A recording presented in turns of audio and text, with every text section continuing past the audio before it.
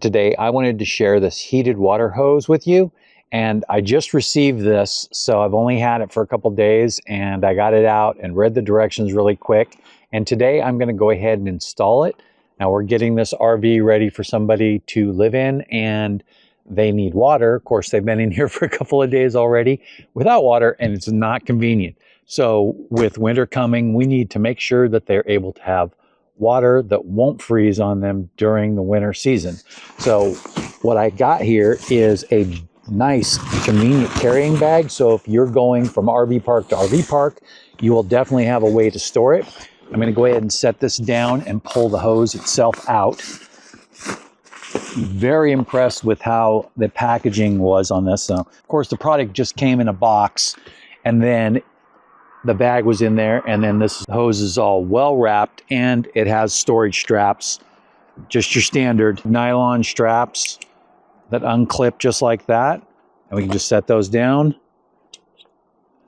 Once they're off, you can loosen them up a little bit, and then when you go to put them back on, when you're clipped in, you can just tighten them.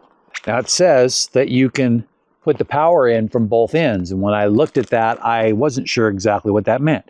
But what it means is that this cord is on one end, and then on the other end, you have this connector right here. So both ends of the hose have a female connector, and this is a male-to-male adapter. So you'll be able to move that to whichever side you need it on. And there's a gasket included in there. And then in the separate package here, you have some Teflon tape and replacement gaskets, and then also another one of these to go around this end right here, so that way you can put the insulation over your connector and you won't have to worry about your connection freezing. Now, I'm going to have to put some sort of a heat device here because I have a water filter here that I want to use, but this will still keep the water warm all the time, and some of that warmth should travel up into the water filter and reverse from the RV also.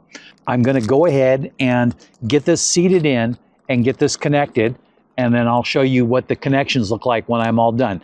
So that's going to take me a few minutes, but it'll only be 1 second for you. So I'm done with connecting the hose, and you can see here that I just connected it directly to the water filter housing, and I inserted that male piece, and then I used channel locks to tighten down the connector here, and it's nice and snug. I bled the line before I connected it, so that way there would be less air in the system, and then I went ahead and drip tested it, and it looks like it's good. So all I need to do now is slide over this insulation cover, and the farther up you can slide it, the more you'll help insulate the connection and through. And also remember that you want to support both ends. Now this one, we have a 90-degree angle to point it straight down, and on the other side we just have the straight faucet, but I have another one of these 90 degrees, and I might use that so that way it points straight down so it relieves any pressure on the hose. Keep that in mind, so either support it or put in something to relieve the pressure. Now, I'm really happy with what I got here, and if you were a mobile camper, including this mobile bag, which has the mesh so it will dry out and not mold on you, I think this is a really good hose.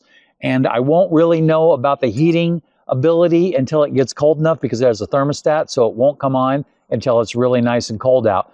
But I have high hopes that it's going to work just fine, and if it doesn't, I'll delete the video.